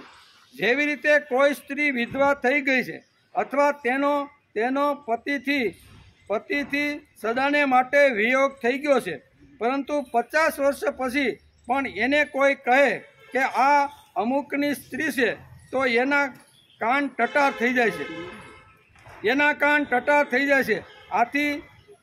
આથી સિદ્ધ થયું કે સંબંધી પતિના નહીં રહેવા છતાં પણ એની સાથે માનેલો સંબંધ સદા ચાલુ રહે છે. આ દ્રષ્ટિએ એ સંબંધને આવવા જવાવાળો કહેવું બનતું નથી. આથી અહીં માત્રા સ્પર્શા પદથી પદાર્થનો સંબંધ નહીં લેતા માત્ર પદાર્થો જ લેવામાં આવ્યા છે. આ માત્રા સ્પર્શા આ શબ્દ શ્રીમદ ભગવદ્ ગીતાની અંદર ભગવાને કીધો છે. એ શબ્દ સમજવા જેવો છે કે ભાઈ આનો ડિટેલની અંદર ઊંડો અર્થ શું થાય. ઘણીવાર આપણે કહીએ છીએ કે અણુ તો બન્યો, પણ અણુને ફોડી તો ખબર પડે કે અણુની અંદર કેટલી મોટી તાકાત છે. બીજા વિશ્વ યુદ્ધની અંદર ઘણા બધા દેશો સામસામા આવી ગયા હતા. યુદ્ધ બંધ થાય એવી કોઈ સ્થિતિ હતી નહીં કે આખું વિશ્વ કારણ કે બધા જે દેશો હતા ને 200 એક બાજુ હો ને બીજી બાજુ હો, આમાં ધડવડાટી બીજા વિશ્વ યુદ્ધની અંદર બોલતી હતી. ત્યારે દુનિયાના લોકોને એમ થયું, મોટા લોકોને, કે આ યુદ્ધ જો આવી રીતનું કાયમ ચાલુ રહેશે તો 6 મહિનાની અંદર આખી પૃથ્વી પર કોઈ માણસ રહેશે નહીં. તેથી શું કરવાનું? તેથી અણુબોમ્બ જે બનાવ્યા હતા બરોબર, એનાથી યુદ્ધ રોકવા માટે શું કર્યું તો કે જાપાનની અંદર હિરોશીમા અને નાગાસાકી આવા બે જે આખા જે વિસ્તાર હતા એની અંદર એનો પ્રયોગ કરવામાં આવ્યો. આજે પણ એ વિસ્તારમાં આજે કેટલા 39ની સાલથી શરૂઆત કરી તો આટલા વર્ષોની અંદર આજે પણ જ્યાં વિસ્ફોટ કર્યો, જ્યાં અણુબોમ્બ ફોડવામાં આવ્યો ને ત્યાં પણ લૂલા લંગડા મંદબુદ્ધિના અને આવી રીતના ઘણા બાળકો આજની તારીખમાં જન્મે છે. કહેવાનો અર્થ કે અણુની અંદર કેટલી તાકાત છે એ ફોડ્યા વગર ખબર પડતી. નાનો એવો અણુ હોય અને એ કોઈ એક રાષ્ટ્ર ઉપર કે કોઈ એક દેશ ઉપર જો એને ફોડવામાં આવે તો આખા દેશને ખલાસ કરી નાખે છે. હોય કેવડો નાનો એવો. એમ શ્રીમદ ભગવદ્ ગીતાની અંદર બધા જે તાત્વિક જે શબ્દો છે ને એ બધા છે નાના નાના, પણ એને ફોડવામાં આવે તો ખબર પડે કે શ્રીમદ ભગવદ્ ગીતાની અંદર ભગવાનના મુખારવિંદમાંથી નીકળેલા શબ્દોમાં કેટલી તાકાત, કેટલું બળ, કેટલું તેજ, કેટલું શૌર્ય છે. તેથી માત્ર સ્પર્શા શબ્દો અહીંયા શ્રીમદ ભગવદ્ ગીતાની અંદર ભગવાને અર્જુનને આ માટે વાપર્યો છે. ભગવાન શ્રી કૃષ્ણ અને અર્જુનનો આ શ્રીમદ ભગવદ્ ગીતા સંવાદ છે. શ્રીમદ ભગવદ્ ગીતા આપણે 68 દિવસથી આ સંવાદનું ચિંતન, મનન, અભ્યાસ અને અધ્યયન આપણે રોજ 9 થી 11 સુધી આનો વિચાર આપણે કરતા રહ્યા છીએ. ગીતાના પ્રથમ અધ્યાયમાં અર્જુન શોક સંવિઘ્ન બને છે અને ઉપદેશની માગણી કરે છે. તેથી ભગવાન તેને પ્રથમ ઉપદેશ આપે છે. અચોસ્યાન 11મા શ્લોકથી ભગવાન અહીંયા અર્જુનને ઉપદેશ આપવાની શરૂઆત કરે છે. અચોસ્યાન કે જેનો શોક કરવાનો નથી તેનો તું શોક કરે છે. જ્ઞાની અને બુદ્ધિમાન લોકો અને આવી રીતના વિદ્વાન લોકો કોઈ દી આવી રીતના શોક કરતા નથી. ત્યાંથી તત્વજ્ઞાનની શરૂઆત ભગવાન કરે છે બને છે અને ઉપદેશની માગણી કરે છે. તેથી ભગવાન તેને પ્રથમ ઉપદેશ આપે છે. અચોચ્યાન વચોસ્તન, શોક કરવો યોગ્ય નથી તેનો તું શોક કરે છે અને પંડિતોની ભાષા બોલે છે. અહીંયાથી જ્ઞાનની શરૂઆત ભગવાન કરે છે અને અર્જુનમાં જે વિષાદ હતો, શોક હતો, દુઃખ હતું, જે કાંઈ લાગણીઓ હતી ને એને દૂર કરવાનો ભગવાન શ્રીમદ ભગવદ્ ગીતાના બીજા અધ્યાયના 11મા શ્લોકથી શરૂઆત કરે છે કે જેનો શોક કરવો જોઈએ ન કરવો જોઈએ એનો તું શોક કરે છે. એટલે તું આવી રીતની પંડિતાઈ ભરી વાણી બોલે છે પણ ન કરવા જેવો શોક તું કરે છે. અર્જુનની ભ્રાંતિ દૂર કરવા માટે ભગવાને ઉપદેશ આપ્યો કે ન ત્વૈવહમ જાતુ નાશમ ન ત્વ નેહમ જનાધિપા. હું, તું અને આ બધા રાજાઓ આજે સહી ગઈકાલે નહોતા, હવે આવ્યા અને હવે કદાચ યુદ્ધની અંદર બધા જો હણાઈ જશે ને તો એ પણ પાછા બીજે કોઈ જન્મ ધારણ કરવાના છે. ભગવાન અર્જુનની માન્યતા ભ્રાંતિ દૂર કરવા માટે આગળ જવાબ આપે છે. દેહીનો સ્મિયતા દેહ કૌમારમ યૌવનમ જરા. એક શ્લોક સમજાવી અને અર્જુનનો જે વિષાદ છે, અર્જુનના જે કાંઈ પ્રશ્નો છે ને એ ભગવાન એક શ્લોકની અંદર અહીંયા આપવાનો પ્રયત્ન કરે છે. તેથી ભગવાન અર્જુનની માન્યતા, અર્જુનની ભ્રાંત દૂર કરવા માટે આગળ જવાબ આપે છે અને આ અવસ્થાઓ તો બદલતી રહેવાની છે. યુવાન છે, બાળપણ છે, યુવાન છે, વૃદ્ધત્વ છે, આ જેમ બદલતું રહે છે એમ દેહીનો સ્મિન્યથા દેહ, એમ દેહ પણ એક દેહમાંથી બીજા દેહમાં ચાલ્યો જાય છે. આ બધી બદલવાવાળી વાતો છે. એમ કરી અને અહીંયા ભગવાન અહીંયા અર્જુનનો મૃત્યુ પ્રત્યેનો જે ડર હતો એ કાઢવાનો પ્રયત્ન કરે છે. ભગવાન તમે કીધું કે આત્મા અમર છે, દેહ નાશવંત છે, શરીરમાં બાળપણ, યુવાની, પછી વૃદ્ધત્વ આવે છે, પછી બીજા શરીરની પ્રાપ્તિ થાય છે. આ વાત મેં માની લીધી. હાલો, તમે 13મા શ્લોકમાં જે કાંઈ કીધું કે યુવાની, બાળપણ છે, યુવાની છે, વૃદ્ધત્વ છે અને દેહાંતર પ્રાપ્તિ, આ 4 જે અવસ્થાઓ છે હાલો એ માની લીધી. પણ હજી એક મારો પ્રશ્ન છે. અંદરથી ભગવાન બધું અર્જુનના મનમાં ચાલતી રહેલી જે વિચારધારા છે ને, કારણ કે ભગવાન કેવા છે? અંતર્યામી. દરેકનું મન, દરેકનું હૃદય ભગવાન વાંચતા રહેલા છે. ભગવાને જોયું કે અર્જુનના મનની અંદર હજી એક આ પ્રશ્ન ઘોળાતો રહેલો, બોલતો નથી પણ ભગવાન અંદરથી જાણે છે. શું છે? ભગવાન તમે કીધું એનો પ્રશ્ન શું છે? ભગવાન અંતર્યામી હોવાથી અર્જુનના અંતરની વાત પણ ભગવાન જાણે છે. એને જ અંતર્યામી કહેવામાં આવે છે. ભગવાન તમે કીધું કે આત્મા અમર છે, હાલો મેં માની લીધું. કેવો છે? આત્મા અમર છે, એ માની લીધું. દેહ નાશવંત છે, એ માની લીધું. બાળપણ, યુવાની અને વૃદ્ધત્વ આવે છે, હાલો એ તમે મને જે વાત કીધી ને એ મને માન્ય છે. શરીરમાં બાળપણ, યુવાની, પછી વૃદ્ધત્વ આવે છે, પછી બીજા શરીરની પ્રાપ્ત થાય, આ વાત પણ મેં માની લીધી. પણ હજી મારા મનની અંદર એક પ્રશ્ન બીજો ઊભો થાય છે. ભગવાન જોયું એના સામું અને ભગવાન એનું મન જાણી લીધું કે અર્જુનના મનની અંદર હજી કંઈક પ્રશ્નો ઘોળાતા રહેલા છે. તેથી પરંતુ મારા મનમાં આજે એક પ્રશ્ન છે કે કુરુક્ષેત્રના મેદાનમાં જો યુદ્ધ થાય તો આ ભયંકર યુદ્ધના કારણે લાખો લોકો મૃત્યુ પામશે. આ અકાળે મૃત્યુ પામશે. એનું બાળપણ આવે, યુવાની આવે અને વૃદ્ધત્વ આવે અને મરી જાય, એ તો સમજાય. એની જે આખી જે સાયકલ છે ને એ પ્રમાણે ધીમે ધીમે મોટો થાય ને 90-100 વર્ષ માણસ મૃત્યુ પામે. ભગવાન એ મેં માની લીધું. પણ આ તો અકાળે કેટલાય 16 વર્ષના યુવાનો આ યુદ્ધની ભૂમિની અંદર ઊભા છે. 5-5 પેઢીના લોકો અત્યારે કુરુક્ષેત્રના મેદાનમાં 18 અક્ષણી સૈન્યની અંદર આવીને ગોઠવાઈ ગયા. એ 16 થી 185 વર્ષના છે, બરોબર. 16 વર્ષનો જે યુવાન છે એ મરવા માટે આવ્યો નથી. હજી તો એને ઘણી બધી આવી રીતની ચડતી પડતી સુખ દુઃખ યશ ઘણું બધું લીલી બધી વાડીઓ બધી જોવાની છે. અને અકાળે જો એનું મૃત્યુ થાય તો હું આ મારો પ્રશ્ન આ તો અકાળે થાય ને. કારણ કે એની તમે કીધું કે બાળપણ આવે, સમજી લીધું. બાળપણ નાશ થાય એટલે યુવાની આવી, સમજી લીધું. યુવાની આવે એટલે વૃદ્ધત્વ આવે, એ પણ સમજી લીધું. પણ વૃદ્ધત્વ પછી મૃત્યુ થાય અને દેહાંતર પ્રાપ્તિ, એ પણ સમજી લીધું. પણ અકાળે જે મળવાનું નથી, જે જીવવાનો છે, જે ઘણી બધી આશા અને આકાંક્ષા લઈને યુવાન જે મેદાનમાં આવ્યો છે, એ બધા અકાળે મૃત્યુ પામશે. તો અકાળે મૃત્યુ પામે એનું હું ભગવાને બરોબર આ હૃદય અર્જુનનું હૃદય અર્જુનનું મન જાણી લીધું. તેથી ભગવાન એને આ બીજા અધ્યાયના 14મા શ્લોકમાં એને જવાબ આપે છે. શું જવાબ આપ્યો? માત્ર સ્પર્શાસ્તુ કૌંતેય શીતોષ્ણ સુખ દુઃખદા આગમા પાયા નિત્યમ તાંસ્તિતક્ષસ્વ ભારત. આ ભગવાન એને જવાબ આપે છે. સુખ દુઃખ શીત ઉષ્ણ આ બધા આવવા જવા વાળા છે, મહેમાન છે, કાયમી માટેના નથી. મહેમાન તો 1-2 દી કે બહુ સારો સંબંધ હોય તો જૂના કાળમાં 8-8 દી જૂના કાળની વાત છે. અત્યારે તો ખાલી ચા પાણી પીધા કે મહેમાન ફટકાવે, એને પણ કામ હોય ને આપણે એમ થાય કે લપ જાય તો સારું, બરોબર. પણ આ જૂના કાળની વાત છે કે જૂના કાળની અંદર મહેમાન આવે ત્યારે થોડો સમય રોકાતા. પણ આજના મહેમાન કેવા કે એ 17 કામ ભેગા લઈને ફરતા હોય. આજ અહીંયા આવ્યા તો બીજે ઘરે 1 કલાક પછી જવાનું, એટલે આવું લિસ્ટ લઈને આખું ફરતા હોય. એટલે આ સુખ દુઃખ શીત અને ઉષ્ણ અહીં ભગવાન અર્જુનને કહે છે એ તો મહેમાન જેવા છે, મહેમાન કાયમ ધામા નાખતા નથી. અર્જુનની ભ્રાંતિ દૂર કરવા માટે ભગવાને આ ઉપદેશની શરૂઆત કરી છે.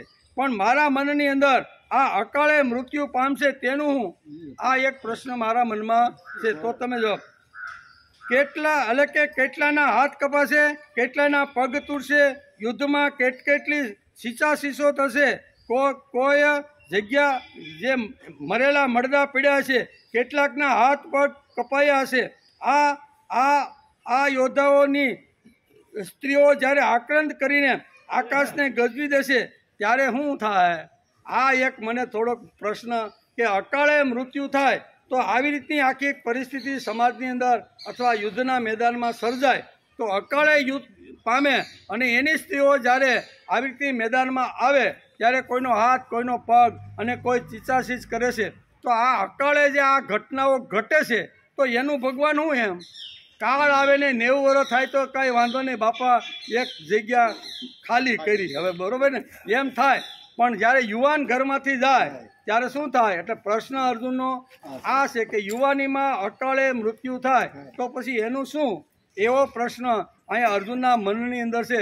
ભગવાને અર્જુનના મનની વાત વાંચી સાંભળી અને ભગવાન એને કહે છે કે ભાઈ તારો પ્રશ્ન બરોબર છે, પણ એના માટે પણ હું તને જવાબ આપું છું. હે કુંતી પુત્ર, ઇન્દ્રિયોના વિષયો જડ પદાર્થ તો ઠંડી અનુકૂળતા અને ગરમી પ્રતિકૂળતા દ્વારા સુખ દુઃખ દેનારા છે તથા આવવા જવાવાળા છે. અને તે અનિત્ય છે. માટે હે ભરતવંશી અર્જુન, તેમને તું સહન. હું કહું છું કે આવું બધું જોવા હે નહીં તો ભગવાન કે તારે સહન કરવું પડશે. સહન તો કરવું પડશે જ એમ આ શ્લોકની અંદર કહે છે. અર્જુનના મનમાં શું ચાલી રહ્યું છે તે ભગવાન બરોબર જાણે છે. તેથી જ ભગવાન બીજા અધ્યાયના 14મા શ્લોકમાં અર્જુનના મનમાં જે હાલતી હતી એનો જવાબ અહીંયા માત્રા સ્પર્શસ્તુ કોન્તે એમ કરીને આપે છે. માત્રા સ્પર્શાસ્તુ કોન્તે એટલે ગીતા પ્રાણવાન છે. બોલનાર કૃષ્ણ, સાંભળનાર કૃષ્ણ અને લખનાર પણ કૃષ્ણ છે.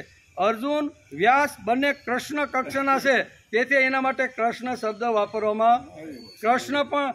અર્જુન પણ કેવો તો કે ભગવાનની સમકક્ષ. શા માટે તો કે નર નારાયણ એના માટે શબ્દ વપરાય છે. અચતુર્વદનો બ્રહ્મા દ્વિબાહુર પરો હરિ અભાલ લોસનમ સંભો ભગવાન બાદરાયણ. અહીંયા બાદરાયણને પણ કૃષ્ણ ભગવાનની ઉપમા અથવા એની હરોળની અંદર બેસાડી દીધા છે. એટલે શ્રીમદ ભગવદ્ ગીતાનું સંકલન કરી અને જે વ્યાસ બધું બોલે છે અને ગણપતિ બાપા લખવા માટે બેઠા છે મહાભારત, અને મહાભારતની અંદર આખા ગીતાના 700 શ્લોક વણી લીધા છે. એટલે ગીતા લખનાર પણ કૃષ્ણ, ગીતા બોલનાર પણ કૃષ્ણ અને ગીતા સાંભળનાર પણ કૃષ્ણ. એટલે 3 વાતો અહીંયા શ્રીમદ ભગવદ્ ગીતાની અંદર મહાપુરુષો આપણે આ રીતે બતાવે છે. દાદા પણ ઘણીવાર પ્રવચનની અંદર આ બધી વાતો આપને સમજાવે છે કે બોલનાર કૃષ્ણ, સાંભળનાર કૃષ્ણ અને લખનાર કૃષ્ણ. શા માટે તો એની પણ પાંડુરંગ શાસ્ત્રી ક્લિયરિટી કરે છે. અચતુર્વદનો બ્રહ્મા, બરાબર, અચતુર્વદનો બ્રહ્મા એટલે અહીંયા કહે છે વ્યાસને ચાર અચતુર્વદનો, વદન એટલે મુખ, એને 4 મોઢા નથી છતાંય એ બ્રહ્મા છે. અચતુર્વદનો બ્રહ્મા દ્વિબાહુર પરોહરિ. વ્યાસને 2 જ હાથ છે પણ છતાં એ હરિ છે. હરિને 4 હાથ છે. શંખ, ચક્ર, ગદા અને પદ્મ જેને ધારણ કરે. પણ અહીંયા તો વેદ વ્યાસને 2 જ હાથ છે તો છતાં પણ એને ભગવાન કહેવામાં આવે છે. અચતુર્વદનો બ્રહ્મા દ્વિબાહુર પરો હરિ અભાલ લોસનમ સંભો ભગવાન બાદરાયણ. એ ભગવાન શિવજીની જેમ અહીંયા વ્યાસને 3જું નેત્ર નથી પણ એને શિવજી કહેવામાં આવે છે. આટલી કક્ષા જેને ધરાવી છે એના માટે કહે છે બોલનાર કૃષ્ણ, લખનાર કૃષ્ણ અને સાંભળનાર કૃષ્ણ. આ હેતુથી કીધું છે. નહીં તો આપણે એમ થાય કે ભગવાન બોલે છે ને અર્જુન સાંભળે છે તો અહીંયા બોલનાર તો કૃષ્ણ બરોબર છે પણ સાંભળનાર અર્જુનની જગ્યાએ કૃષ્ણ ક્યાંથી આવ્યા તો અહીંયા કૃષ્ણની ઉપમા અર્જુન અને વ્યાસની પણ આપેલી છે. તેથી અહીં કહે છે કે અર્જુનના મનમાં ગૂંચવણ ઊભી થઈ છે. શું છે? માત્રા સ્પર્શાસુ કોન્તેય ગીતા પ્રાણવાન છે. બોલનાર કૃષ્ણ, સાંભળનાર કૃષ્ણ અને લખનાર પણ શ્રી કૃષ્ણ છે. અર્જુન, વ્યાસ અને કૃષ્ણ એ ભગવાન કૃષ્ણની સમકક્ષા 2 મહાપુરુષો છે. એમ કે અર્જુનના મનમાં ગૂંચવણ ઊભી થઈ છે કે ગૂંચવણ કાઢવાનો પ્રયત્ન ભગવાનનો છે. તેથી માત્રા સ્પર્શાસુ કોન્તે એમ કરી અને અર્જુનની જે ગૂંચવણ છે કે અકાળે મૃત્યુ થાય તો પછી શું થાય તો આ ગૂંચવણ એની કાઢવા માટે ભગવાન એને આ રીતે જવાબ આપે. ભગવાન કહે છે કે હે અર્જુન, શીત, ઉષ્ણ, સુખ અને દુઃખ આપનાર જે માત્રા સ્પર્શ એટલે પ્રકૃતિનો સ્પર્શ થાય છે. ઇન્દ્રિયો પણ પ્રકૃતિનું સર્જન છે. ઇન્દ્રિયોને પ્રકૃતિનો સ્પર્શ થાય તેને માત્રા સ્પર્શ કહેવાય. ઇન્દ્રિયોને પ્રકૃતિનો સ્પર્શ થાય તેને માત્રા સ્પર્શ કહેવામાં આવે છે. પહેલો શબ્દ આપ્યો છે માત્રા સ્પર્શાસ્તુ કોન્તે. એટલે આ શબ્દ સમજી લે કે ઇન્દ્રિયોને પ્રકૃતિનો સ્પર્શ થાય તેને માત્રા. ઇન્દ્રિય એટલે આપણી નાક છે, કાન છે, જીભ છે, જે 5 કર્મેન્દ્રિય ને 5 કર્મેન્દ્રિય, એ ઇન્દ્રિયોને પ્રકૃતિનો શબ્દ થાય એટલે વિષયોનો એને સ્પર્શ થાય તેને માત્રા કહેવાય છે. ઇન્દ્રિયોને વિષયના સ્પર્શ થવાથી આપણને જે લાગે છે તે આવનાર અને પછી જનાર છે.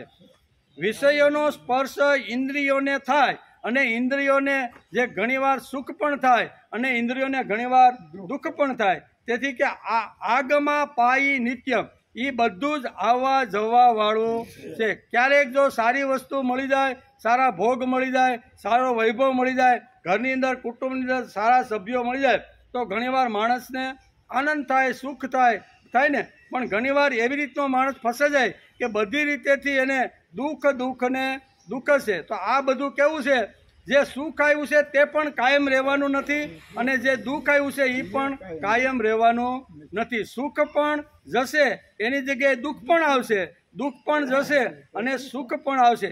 એમ ભગવાન અર્જુનને અહીંયા કહે છે, શું કહે છે? આગમાં પાયી નિત્યમ. એટલે એ આવવા જવાવાળા આ બધા સુખ અને દુઃખ, ઠંડી ગરમી બધા કેવા છે? આવવા જવા. આ જન્મમાં કદાચ આપણે ક્યારેય સુખ ન મળ્યું હોય તો કાંઈ નહીં, દેહાની એટલે કે દેહ જ્યારે જર્જરિત થઈને મૃત્યુ પામે છે અને બીજા જન્મમાં જો આ કામ સારું કર્યું છે તો એ વખતે સીધું આપણે સુખ પણ મળવાનું છે. એટલે કરેલું કોઈ દિવસ નિષ્ફળ જાતું નથી. એમ કે શીત ઉષ્ણ સુખ અને દુઃખ આપનારા છે. માત્ર સ્પર્શ પ્રકૃતિનો થાય, ઇન્દ્રિયોને પણ પ્રકૃતિનો સ્પર્શ થાય છે. ત્યાર પછી ઇન્દ્રિયોને પ્રકૃતિનો સ્પર્શ થાય તેને માત્રા સ્પર્શ કહેવાય છે. ઇન્દ્રિયોને વિષયના સ્પર્શ થવાથી આપણે જે લાગે છે તે આવનાર અને પછી જનાર છે. અને ઠંડી, ઉષ્ણ, સુખ, દુઃખ આ બધા અનિત્ય છે, તે ટકતા નથી. સુખ પણ ટકતું નથી, દુઃખ પણ ટકતું નથી. એમ કે એ બધા આવવા જવાવાળા છે. ઇન્દ્રિયો એટલે કે ઇન્દ્રિયોથી વિષયોની થતી રહેલી ક્ષણિક અનુભૂતિ છે, તે આવતા અને જતા રહેલા છે, માટે તું સહન કર. આ છેલ્લા શબ્દમાં ભગવાન આ શ્લોકની અંદર કે માટે તારે સહન કરવાનું જ છે. આવવા જવાવાળા જે સુખ નથી, તારે મરવાનું નથી, આપઘાત કરવાનો નથી, ઘર છોડીને ભાગી જવાનું નથી. સંસાર લઈને બેઠા છીએ એટલે આ બધું તો આવવાનું છે. એમ અર્જુનના માધ્યમથી ભગવાન આપણે બધાને કહે છે કે સંસારમાં રહેલા માણસને હંમેશા જે કાંઈ ભગવાન પ્રતિકૂળ કે અનુકૂળ પરિસ્થિતિ મોકલે તેને સહન કરવાનો માણસે પ્રયત્ન કરવો. આ શ્લોકની અંદર આ શિખામણ ભગવાન ગીતાની અંદર માનવ માત્રને આપે છે. ભાગવાનું નથી, ભટકી જવાનું નથી, ઘર છોડવાનું નથી, આપઘાત કરવાનો નથી. બરાબર? તો શું કરવાનું છે? તો ભગવાન કે ભાઈ તું સહન. આ એક શબ્દ ખરેખર નોટ કરવા જેવો, નોંધી લીધા જેવો. સહન કર. એમ તારે સહન કરવાનું છે. સહન કર, કાયમી નથી. હે અર્જુન, સહન કર્યા વગર છૂટકો જે કાંઈ સમાજમાં, કુટુંબમાં, પરિવારમાં, વ્યક્તિ જીવનમાં કે આધ્યાત્મિક કે ભૌતિક જીવનમાં જે કાંઈ પરિસ્થિતિઓ આવે છે, કોઈ વખત અનુકૂળ પરિસ્થિતિ આવે, કોઈ વખત પ્રતિકૂળ પરિસ્થિતિ આવે, તો બંને પ્રતિકૂળ કે અપ્રતિકૂળ જે છે એને સહન કરવાનો પ્રયત્ન માણસે કરવો જોઈએ. એમ કહે ઠંડા પાણીમાં હાથ નાખો તો ઠંડુ લાગે, સીધી વાત છે ને. ઠંડુ પાણી હોય એમાં હાથ નાખી તો ઠંડુ લાગે. ગરમ પાણીમાં હાથ નાખો તો ગરમ લાગે. ઇન્દ્રિયોને સ્પર્શ થયો તેવું સુખ દુઃખનું છે, માટે તું સહન કર. ઇન્દ્રિય આપણો હાથ છે, ઇન્દ્રિય છે, અને પાણીની અંદર કોઈ પણ ઠંડામાં નાખી તો ઇન્દ્રિયને એને ઠંડો આવો સ્પર્શ થાય એટલે લાગે કે નહીં. એમ ગરમ પાણીમાં હાથ જો નાખીએ તો આપણી ઇન્દ્રિયને ગરમ લાગે. એટલે આ તો જેમાં જ્યાં રીતે સુખ દુઃખમાં આપણે આવી એમાં તો આ વસ્તુ ઘટના તો ઘટવાની છે. તેથી કે છે ઠંડા પાણીમાં હાથ નાખો તો ઠંડુ લાગે, ગરમ પાણીમાં હાથ નાખો તો ગરમ લાગે. ઇન્દ્રિયોને સ્પર્શ થયો તેવું સુખ દુઃખનું છે, માટે હે અર્જુન તું સહન કર. ઇન્દ્રિયોને ઘણીવાર ઠંડક લાગે ને ઘણીવાર ગરમ લાગે. એ જેમ ઇન્દ્રિયો સહન કરે છે એમ તારે પણ સહન કરવું જોઈએ. માત્ર સ્પર્શાસ્તુ કોન્તે. માત્રા શબ્દ પ્રકૃતિ માટે આવે. કેવો? અહીં માત્રા શબ્દ છે ને એ પ્રકૃતિ માટે આવે. શક્ય છે કે અંગ્રેજી શબ્દ એટલે કે મેટર માત્રામાંથી આવ્યો હોય, તેથી મેટર અને સ્પિરિટ આવું અંગ્રેજીમાં કહેવાય છે. પ્રકૃતિ અને પુરુષ, મેટર અને સ્પિરિટ આ બંને જે શબ્દો છે એ અરસપરસ આવી રીતના આવેલા છે. ભગવાન આ શ્લોકમાં અર્જુનને 2 સંબોધન કરે છે. કેવા? આ શ્રીમદ ભગવદ્ ગીતાના 2 અધ્યાયના 14મા શ્લોકમાં ભગવાન બોલવાની શરૂઆત કરે છે અને ગૂંચવણમાં પડેલો જે અર્જુન છે એ ગૂંચવણમાંથી બહાર કાઢવા માટે અહીંયા ભગવાન 2 શબ્દ અર્જુન માટે વાપરે છે. કયા શબ્દ વાપરે છે? કે માત્ર શબ્દ પ્રકૃતિ એટલે કે ઠંડામાં હાથ નાખો તો ઠંડુ લાગે. શું ભગવાન આ શ્લોકમાં અર્જુનને બે સંબોધન કરે છે કે હે કોંતે. શું બોલે છે? અહીં કુંતી માતાને યાદ કરી અને અર્જુનને કોંતે તરીકે ભગવાન પોકાર કરે છે. એને આવી રીતનો અવાજ કરે છે કે હે કોંતે. શું આપ્યું છે? માત્ર સ્પર્શાસ્તુ કોંતેય. અર્જુનના ઘણા બધા નામો શ્રીમદ ભગવદ્ ગીતાની અંદર અને મહાભારતમાં ઘણા બધા નામોનો ઉલ્લેખ કરેલો છે. એમાં એક આ રૂડું રૂપાળું જે નામ છે ને એ નામ છે કોંતે. તેથી ભગવાન અહીંયા કોંતે શબ્દ કરીને અર્જુનને હાંક મારે છે. શું કહે છે? ભગવાન આ શ્લોકમાં અર્જુનને બે સંબોધન કરે છે. હે કોંતે, વિષયોમાં ઇન્દ્રિયોના સ્પર્શથી દ્વંદ્વ થશે. ઇન્દ્રિયોનો સ્પર્શ વિષયો સાથે થાય તો એમાં દ્વંદ્વ ઊભા થાય. કાં સારું લાગે ને કાં ખરાબ લાગે, કાં સુખ લાગે ને કાં દુઃખ લાગે. જેવા આપણી જે ઇન્દ્રિયો છે એ કોઈ પણ વિષયની અંદર જાય અને એમાંથી જે ઉત્પન્ન થતા જે દ્વંદ્વો છે એ દ્વંદ્વમાં સુખ આવે, દુઃખ આવે, યશ આવે, અપયશ આવે, ઠંડુ લાગે, ગરમ લાગે, એ બંને વસ્તુ તો દ્વંદ્વો ઊભા થવાના છે. ભગવાન આ શ્લોકમાં અર્જુનને બે સંબોધન કરે છે. કોંતે, વિષયોના ઇન્દ્રિયના સ્પર્શથી દ્વંદ્વો થશે. અનુકૂળ એટલે કે ગરમી એટલે કે ઠંડી એટલે અનુકૂળ અને ગરમી એટલે પ્રતિકૂળ. સુખ દુઃખ વગેરે માત્ર સ્પર્શથી થશે ને એકવાર વિષયનો સંબંધ આવી રીતની ઇન્દ્રિયો સાથે થાય તો એની અંદરથી આવી રીતના ઠંડી ગરમી આવી રીતના ઊભા થશે એમ ભગવાનનું કહેવાનું છે. પ્રતિકૂળ સુખ દુઃખ વગેરે માત્ર સ્પર્શથી થશે. તેથી હે કોંતે, તું આને સહન કર્યા વગર છૂટકો નથી. સુખ પણ આવે તો પણ સહન કરવાનું, દુઃખ આવે તો પણ સહન કરવાનું. દુઃખ તો ઘણીવાર માણસ સહન કરી શકે છે પણ ઘણીવાર સુખ માણસ સહન કરી શકતો નથી. ઘણીવાર પાંડુરંગ શાસ્ત્રી આ સમજવા માટે એક દ્રષ્ટાંત આપે છે કે એક આવી રીતના વયોવૃદ્ધ, આપણી જ વાત કરીએ ને કે વયોવૃદ્ધ માણસ આવી રીતના બીમાર પડ્યા અને પછી એને હોસ્પિટલની અંદર દાખલ કરવામાં આવ્યા. એટલે એ આવી શું કહેવાય, લોટરીની ટિકિટ બાપા બહુ ખરીદતા, સમજ્યા? એટલે ક્યારે લાગતી નહીં, પણ અચાનક બીમાર પડ્યા પછી હોસ્પિટલમાં ગયા. હોસ્પિટલમાં ડૉક્ટર સારી એવી સારવાર કરે છે અને 2 દિવસ હોસ્પિટલમાં રાખે છે, ત્યાં રહેશે. અને એ વખતે જ કોઈ સમાચાર લઈને આવ્યું કે આ બાપાએ લોટરીની ટિકિટો કેટલાય સમયથી ભરે છે, ત્યારે લોટરીની ટિકિટ એને લાગતી નથી. પણ એનું ફળ આ વખતે એને મળ્યું છે અને એને આવી રીતના 5 લાખ રૂપિયાની લોટરી લાગી છે. એમ ડૉક્ટરને આવી અને એના દીકરાએ કીધું કે મારા બાપા અત્યારે પથારીમાં છે, હાર્ટનો થોડીક તકલીફ છે અને હાર્ટના હૃદય પાસે આ સુખની વાત કેવી કે નહીં કેવી. ડૉક્ટર કે તમે શાંતિ રાખો, તમારે કહેવાનું શું થયું છે? એટલે એના દીકરાએ બધી વાત કરી દીધી કે બાપાને 5 લાખની લોટરી લાગી છે પણ અત્યારે પથારીમાં છે, હૃદયની બીમારી છે અને હૃદય રોગની પાસે આવી રીતના સમાચાર તાત્કાલિક હર્ષ થાય ને એવા સમાચાર અપાય નહીં. હું એને ધીમે ધીમે સમજાવવાનો પ્રયત્ન કરીશ. તો કે કાંઈ વાંધો નહીં. ડૉક્ટરની આંખું તપાસી કે બાપા હવે તમે બહુ સરસ છો, 2 દિવસમાં તો લગભગ તમે 100% આ હૃદય રોગમાંથી મુક્ત તમે થઈ જશો અને બહુ સરસ ધીમે ધીમે તબિયત સુધરતી જાય છે, પણ હજી 2 દિવસ રોકાવાનું છે. એમ કરી અને પહેલે દિવસે ડૉક્ટર જતા રહ્યા. બીજે દિવસે સવારમાં જ્યારે વિઝિટમાં આવ્યા ત્યારે કે બાપા બહુ સરસ છે, ગઈકાલ કરતાં તમારી તબિયત હવે ખૂબ સારી છે. મને તો લાગે છે કે હવે આવતીકાલે જ મારે તમને રજા આપવી જોશે, પણ બાપા મારે તમારી પાસે એક વાત કરવાની છે. ડૉક્ટરે શું કીધું? હળવેકથી કે માનો કે બાપા તમે અત્યારે પથારીમાં છો, હૃદય રોગનો હુમલો તમને આવેલો છે, સાજા થવાની તૈયારી છે, પણ માનો કે તમને અત્યારે આવી રીતના 1 લાખ રૂપિયા મળે તો તમને કેવું થાય? એ કે મારા નસીબમાં નથી, કેટલા વર્ષથી કે આવી લોટરીની ટિકિટો લઉં છું અને મને તો કોઈ દી લોટરી લાગી નથી. ડૉક્ટર કે માનો કે તમને મળે? એ કે ભાઈ મળે જ નહીં. માનો કે તમને 2 લાખ રૂપિયા મળે તો તમે શું કરો? આમ કરતાં કરતાં હળવે બાપાને સમજાવતો જાય કે તાત્કાલિક આને આઘાત હર્ષનો આનંદનો આઘાત ન લાગે ને એટલા માટે ડૉક્ટર એને હળવે હળવે આવી રીતનું સમજાવતા જાય છે. છેલ્લે ડૉક્ટરે કીધું કે બાપા, ડૉક્ટરને તો ખબર હતી કે 5 લાખની 100% લોટરી લાગી છે અને એ 5 લાખ રૂપિયા તો બાપાને મળવાના.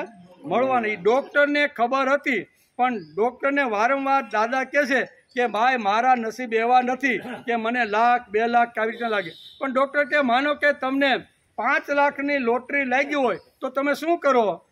એટલે અહીંયા કે એને તો ખબર મને લાગતી જ નથી, અને લાગી હોય ને તો હું અડધા તમને આપી દઉં. હું કે હવે ડૉક્ટરને ખબર હતી કે આ બાપાને 5 લાખની લોટરી લાગી છે, એટલે ડૉક્ટરને એટેક આવી ગયો અને ડૉક્ટર મૃત્યુ પામ્યા. શા માટે? કે એને ખબર હતી કે 5 લાખમાંથી 2.5 લાખ મને મળવાના છે. એટલે હર્ષ જે સુખ છે ને એ ઘણીવાર માણસથી સહન થતું 2.5 લાખ રૂપિયા એ જૂના કાળમાં, આજના કાળમાં નહીં, પણ જૂના કાળમાં કોઈ 2.5 લાખ રૂપિયા કોઈ ડૉક્ટરને કોઈ આપવા માટે જો તૈયાર થઈ જાય તો કેટલો હર્ષ થાય. તો હર્ષમાં ડૉક્ટરનું પ્રાણ પંખીડું ઉડી ગયું. એટલે હર્ષ સહન થતો નથી. દુઃખ તો આવે તો ગમે તેમ કરીને સહન કરવાનો માણસ પ્રયત્ન કરે છે, પણ સુખ સહન થતું નથી. તેથી અહીં ભગવાન અર્જુનને 4 વાતો સમજાવે છે: ઠંડી, ઉષ્ણ, સુખ અને દુઃખ. આવવા જવાવાળી 4 વાતો છે. એને સહન કર્યા વગર છૂટકો નથી. સુખ આવે તો પણ સહન કરવાનું, દુઃખ આવે તો પણ સહન કરવાનું, ઉષ્ણ આવે તો પણ સહન કરવાનું, અને આવી રીતનું શીત આવે તો પણ સહન કર્યા વગર છૂટકો નથી. એમ ભગવાન આ શ્લોકની અંદર માનવ જાતને આ સંદેશો આપે છે કે આ બધું આવવા જવી વાળી વસ્તુઓ છે, આ બધા પદાર્થો આવવા જવાવાળા છે, આ બધા સુખ અથવા જે ઇન્દ્રિયોને સ્પર્શ કરતા જે સાધનો છે ને એ બધા તો આવવા જવાવાળા છે. માત્ર હે અર્જુન, તું આવી રીતનું સહન કરતા શીખ. એટલે કે સુખ દુઃખ વગેરે માત્ર સ્પર્શથી થશે, માટે હે કૌંતેય તું આ બધું સહન કર. આવવા જવાવાળા અને અનિત્ય છે. હે ભારત, તારે સહન કર્યા વગર છૂટકો નથી. આ બધા કેવા છે? આવન જવન વાળા, કાયમી નથી. ઘણીવાર આ જિંદગી પર્યંત ઘણીવાર આપણને સુખ ન મળ્યું હોય તો પછી માત્ર સ્પર્શા કોંતે કરીને ભગવાન કહે છે કે આવતા જન્મની અંદર પણ તને આ મળશે જ. એટલે આ બધા આવવા જવાળા. શું ભગવાને સુંદર ઉપદેશ આપ્યો છે? આ શ્લોકની અંદર ભગવાને સુંદર ઉપદેશ આપ્યો છે. ગમે તેવું ઠંડી, ગમે તેવી ગરમી, ગમે તેવું સુખ, ગમે તેવું દુઃખ, સંસાર લઈને બેઠા છીએ, સમાજમાં રહીએ છીએ, એટલે આ બધું સહન કર્યા વગર છૂટકો નથી. ક્યારેક સુખનું સહન કરવું પડે, ક્યારેક દુઃખનું સહન કરવું પડે, એટલે સહન કર્યા વગર છૂટકો નથી. શું ભગવાન સુંદર ઉપદેશ આપ્યો છે? આ શ્લોકને આપણે સમજવાનો પ્રયત્ન કરીશું. અહીં માત્ર સ્પર્શાસ્તુ કોંતેય શું પરિણામ આવે છે તે પાણી પીધા પછી આનું પરિણામ શું આવશે ભાઈ? હવે ભગવદ્ ગીતા અધ્યાય 2 સાંખ્ય યોગ અને શ્લોક નંબર 14ની અંદર કંઈક અર્જુનના મનમાં થોડીક ગડબડ ઊભી થઈ છે, થોડાક પ્રશ્ન ઊભા થયા છે કે અકાળે મૃત્યુ પામે તો એનું શું? એમ બાળપણ પૂરું કરીને યુવાની આવે, યુવાની પૂરી કરીને વૃદ્ધત્વ આવે, અને વૃદ્ધત્વ પછી મૃત્યુ થાય એ સમજી શકાય. પણ હજી જેને ઘણું બધું લીલું સમ બધું જોવાનું છે એવા 16 વર્ષના યુદ્ધની અંદર જો યુવાનો મૃત્યુ પામે એ અકાળે જ કહેવાય ને. તો આનું શું? આ પ્રશ્નના જવાબની અંદર ભગવાન અહીંયા માત્ર સ્પર્શાસ્તુ કોંતે એમ કરી અને અહીંયા એના પ્રશ્ન અથવા એના મનનું સમાધાન કરવા માટે ભગવાન કહે છે કે ઇન્દ્રિયોને વિષયો સાથે સંબંધ થવાના 100 વર્ષનો થાય કે 10 વર્ષનો થાય કે 5 વર્ષનો થાય, પણ આ જગતની અંદર ભગવાને જે વિષયો બનાવ્યા છે તે, અને ભગવાને જે ઇન્દ્રિયો આપણને આપી છે તે, ઇન્દ્રિયો અને વિષયોનો સંગમ થવાનો એ બંનેનો સંગમ સહવાસ થાય એટલે એમાંથી દ્વંદ્વો ઊભા થવાના. કાં તો સુખ ઊભું થાય અને કાં તો દુઃખ ઊભું થાય, કાં તો ઠંડી અને કાં તો ગરમી, આવા બધા સુખ દુઃખો ઊભા થાય. તેથી હે અર્જુન, તું સહન. મૂળ વસ્તુ ભગવાનને અત્યારે આ કહેવાની છે કે આ બધું સહન જ કરવાનું છે, બરાબર. સહન કર્યા વગર છૂટકો નથી, એમ કરી અને સમજાવવાનો પ્રયત્ન કરે છે. બીજી વાત, આ શ્લોકની અંદર બે વાતો અહીંયા ભગવાને અર્જુન માટે બે સંબોધન કર્યા છે. એક તો કોંતેય કીધો છે, અર્જુને શું કીધું, અને બીજો ભારત કીધો છે. આ શ્લોક જો ઘરે જઈને મનોમંથન કરજો કે આ શ્લોકની અંદર આ બે શબ્દો ભગવાને સંબોધન તરીકે અર્જુન માટે વાપર્યા છે. કોંતેય શબ્દ શા માટે, તો કે કોંતેય માતા જે કુંતા હતી ને એ સહનશીલતાની મૂર્તિ હતી. કેવી? આપણે જો એનો આખો ઇતિહાસ આપણે કહેવાનો નથી ને, તો ઘણો મોટો એનો ઇતિહાસ છે, પણ કહેવાનો અર્થ કે આવી રીતની સહનશીલતાની જે મૂર્તિ હતી એનું નામ હતું કુંતી, અને કુંતીનો પુત્ર એ હંમેશા સહન કરવી જોઈએ તે ત્યાં કોંતેય શબ્દ વાપર્યો. ભગવાને જો કેવો અહીંયા યોગાત્મક રીતે કેવું રીતું અહીંયા કોંતેય શબ્દ વાપર્યો. શા માટે? તો સહન કરવાની વાત આવી એટલે કીધું ભાઈ તારે સહન તો કરવું.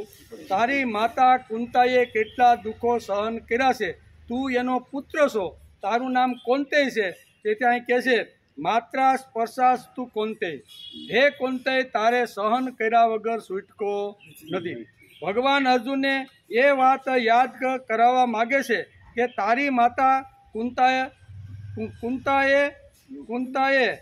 તેથી હે અર્જુન, ભારત તને એટલે કે ફિલોસોફીમાં કહું છું કે યુદ્ધ કરશે તો પણ સહન કરવું પડશે, અને નહીં કરે તો પણ તારે સહન કરવું. તું યુદ્ધ કરશે તો પણ સહન કરવાનું, અને નહીં કરે તો પણ સહન કરવું.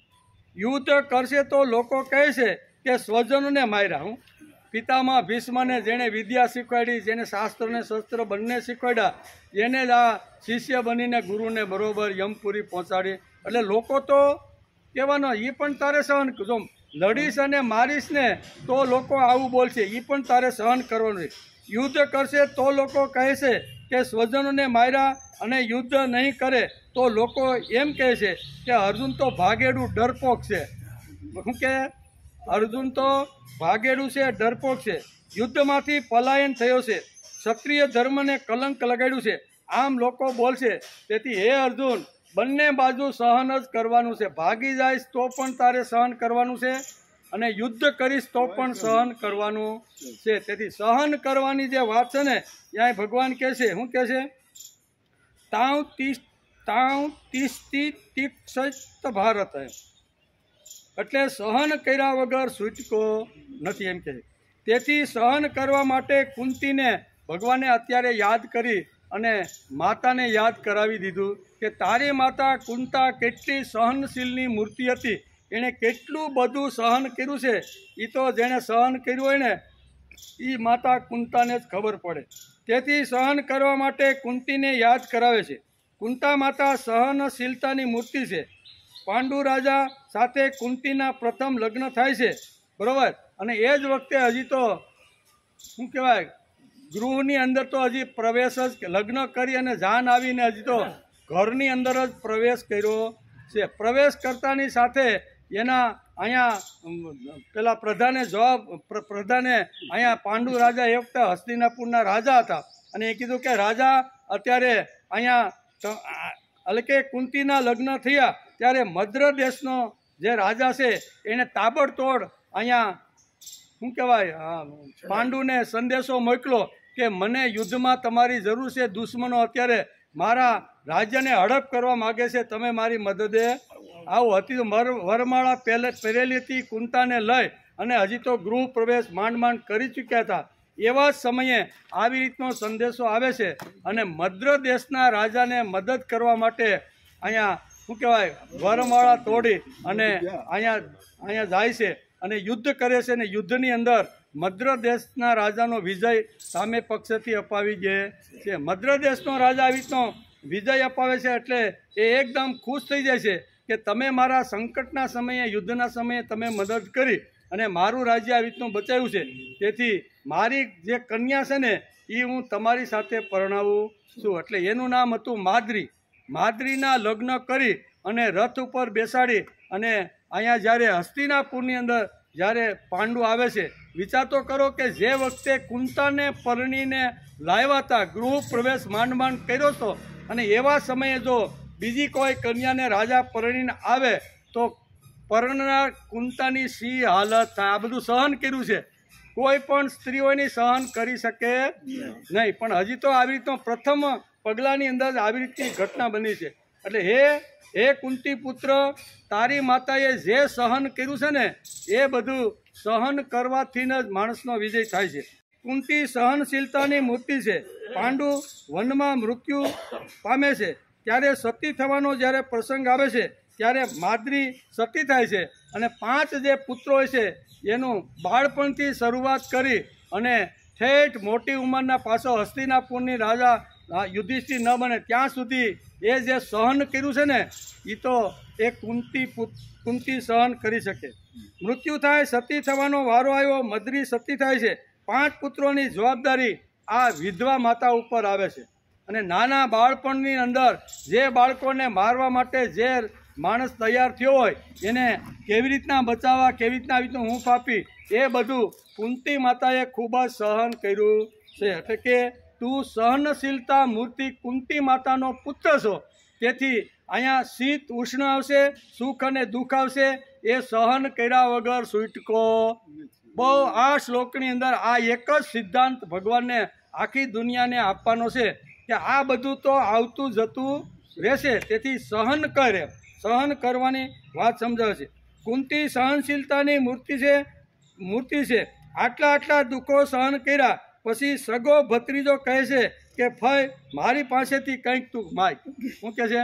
કુંતા માતાને કૃષ્ણ ભગવાન ખુદ એમ કહે છે કે ફઈબા, હું તમારા ઉપર અત્યાર સુધી તમે આટલા દુઃખો સહન કર્યા, પણ મને એવું થાય છે કે તમને દુઃખમાંથી મુક્ત કરવા માટે હું તમને કંઈક આપું. તમે મારી પાસેથી કાંઈક માગો. તો હું માગ્યું?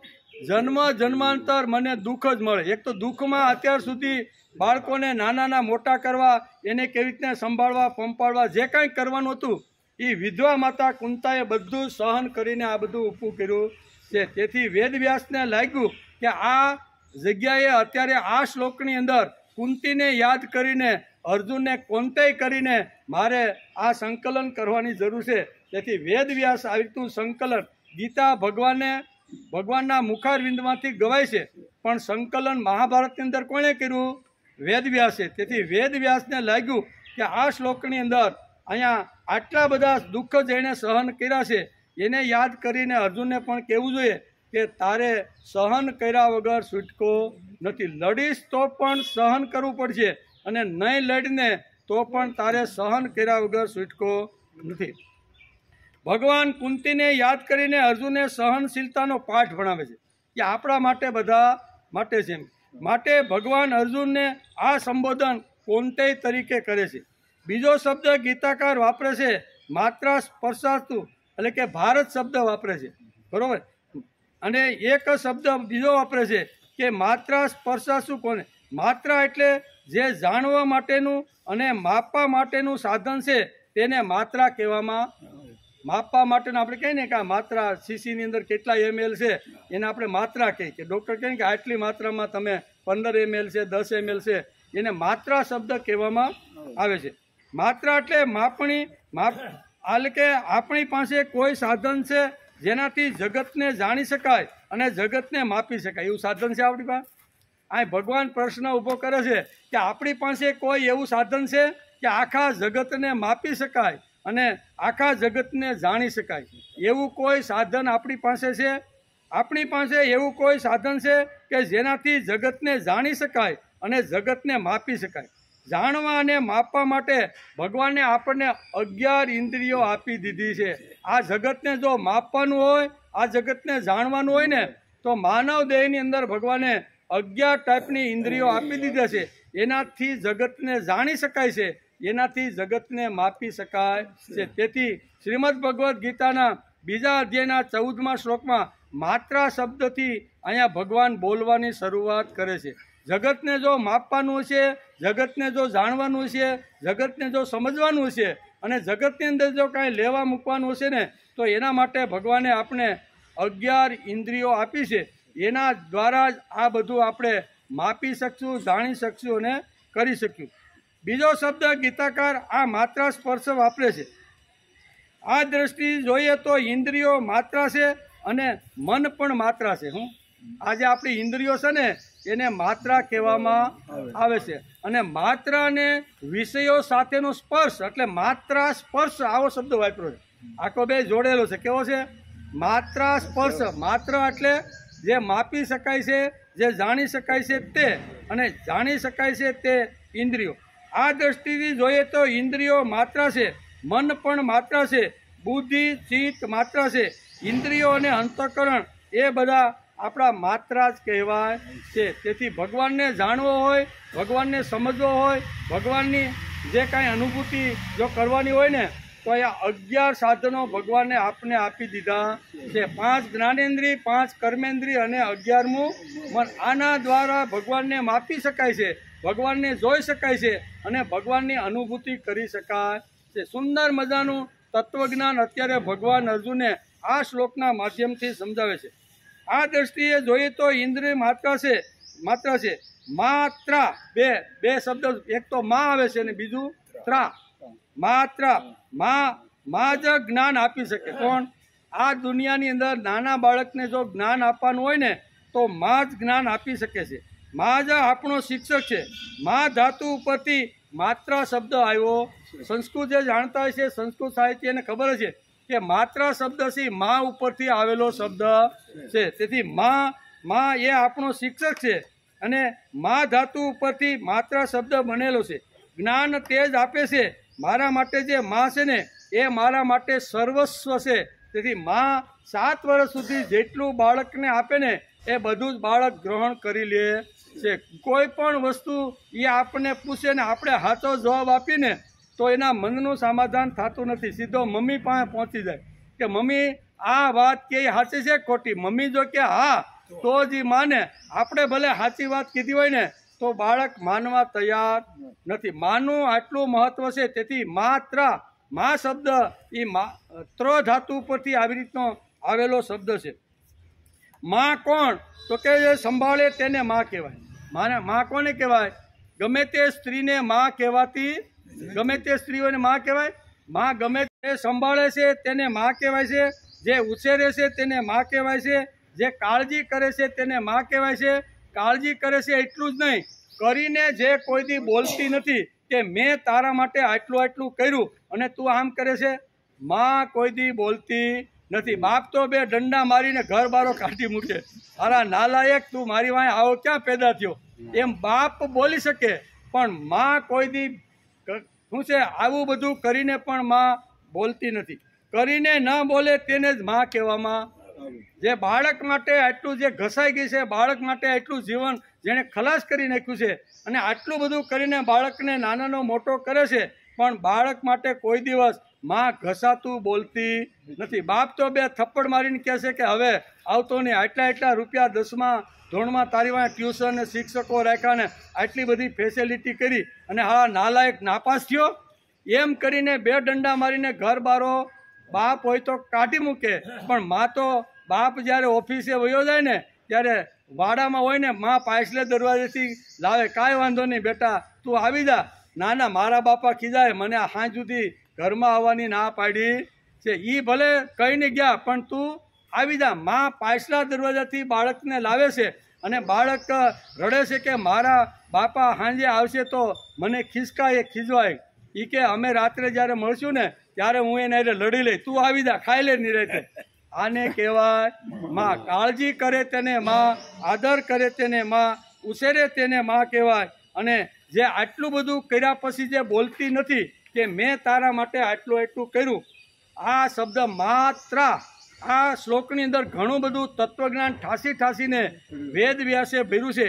એ શબ્દોને ફોડવા માટે આપણે પ્રયત્ન કરવો કે આટલું વજનદાર આટલા શ્લોકની અંદર આવા શબ્દો વ્યાસે અહીંયા સરસ મજાની ગીતાની અંદર મહાભારતમાં ગૂંથીને આ વાત કરી છે.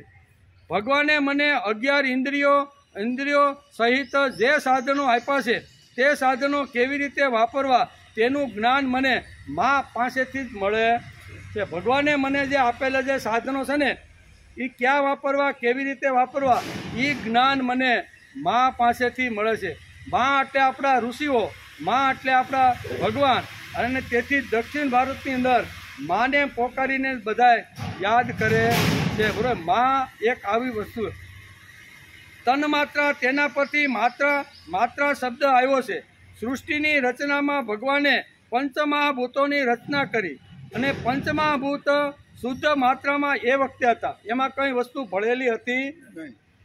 પાણી છે, વાયુ છે, આકાશ છે, આ બધું જે હતું ને એ એકદમ શુદ્ધ અને પોતપોતાના સ્થાન ઉપર બધાએ પોતાની રીતે પ્રકાશ પાડવાનો પ્રયત્ન કર્યો છે. પણ સમય જતાં આ પાંચ મહાભૂતો એકાબીજા સાથે ભળી ગયા છે. એ પંચમહાભૂતો એકાબીજાની સાથે રહે છે અને ભળી ગયા છે. આકાશ એટલે કે આકાશ શબ્દ, અગ્નિ એટલે કે આકાશ એટલે શબ્દ, અગ્નિ એટલે ચક્ષુન્દ્રિય, જળ એટલે રસ, અને રસ એટલે સ્વાદ એટલે કે સ્વાદેન્દ્રિય, અને પૃથ્વી એટલે ગંધ, વાયુ એટલે સ્પર્શ, કાન, આંખ, જીભ, નાક અને ચામડી આ માત્રા સ્પર્શ છે. એમ અહીંયા ભગવાને અર્જુનને કહેવાનું. આ માત્રા સ્પર્શા કોણ છે? તો કે કાન, આંખ, જીભ, નાક અને ચામડી. આની સાથે જ્યારે વસ્તુનો જ્યારે સંગ થાય ને ત્યારે એમાંથી દ્વંદ ઊભા થવાના. એમાંથી દ્વંદ ઊભા થાય, ક્યારે સુખ મળે, ક્યારે દુઃખ મળે, ક્યારે શીત મળે, ક્યારેક ઠંડી મળે. માત્રા સ્પર્શા થશે એટલે દ્વંદો નિર્માણ થશે. જગત છે ત્યાં સુધી માત્રા સ્પર્શ રહેશે ને આ જગત અને આપણે સહી ને ત્યાં સુધી આ બધું રહેવાનું છે. શા માટે? તો કે ભગવાને જ બધું નિર્માણ કરેલું છે. તેથી આ શ્લોકની અંદર અર્જુનને ભગવાન સહન કરવાનું કહે છે. તેથી જ ભગવાન શબ્દ વાપરે છે. માત્રા સ્પર્શાસ્તુ કૌંતેય શીતોષ્ણ સુખ દુઃખદ. શીત, ઉષ્ણ, સુખ, દુઃખ આવશે જ, એ અનિત્ય છે. માટે તારે સહન કર્યા વગર છૂટકો. આ બધી વસ્તુ આવવાની એટલે કે ભગવાને 11, 12 અને 13 શ્લોકની અંદર બીજા અધ્યાયમાં 11, 12 અને 13 શ્લોકમાં સમજાવ્યા પછી કૌંતેય કહે છે કે હે ભારત, ઇન્દ્રિયોનો સ્પર્શ વિષયો સાથે થશે તો તેનાથી દ્વંદ્વો નિર્માણ થશે. તેથી ભગવાન કહે છે સહન કર્યા વગર તારે છૂટકો નથી. સુખ, દુઃખ, દાહ શબ્દ વાપર્યો છે. શું છે? દાહ અને પછી આગળ 2 મીંડા દાહ શબ્દ વાપર્યો. એનો અર્થ શું થાય? સુખ અને દુઃખ એટલે કે આપવા વાળી છે. કોણ? તો કે માત્રા સ્પર્શા. દ્વંદ્વો આવશે અને આવશે જ. ફિલોસોફી, તત્વજ્ઞાન એમ કહે છે કે બંને નિર્માણ થશે. વિષયો સાથે ઇન્દ્રિયોનો સ્પર્શ થશે એટલે દ્વંદ્વો આવ્યા વગર રહેવાના નથી. એમ આપણું તત્વજ્ઞાન, એમ આપણું વિજ્ઞાન કહે છે. તેથી અહીં કહે છે કે આમાં આપણે વિચારીએ તો સુખ કરતાં દુઃખ સારું.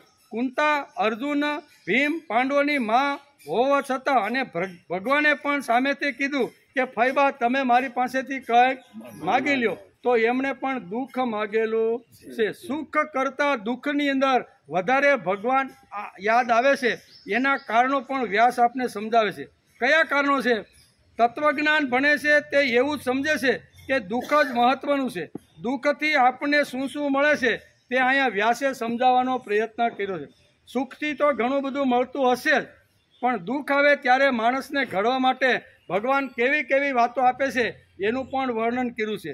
તો દુઃખ હોય તો ભગવાનને મેળવવા માટે માણસે તપ, ઘરની અંદર અગવડ આન તેન છે એટલે સગવડ મેળવવા માટે ભગવાનની તપસ્યા કરીને ભગવાન પાસે માગે કે ભાઈ ભગવાન મને આપો.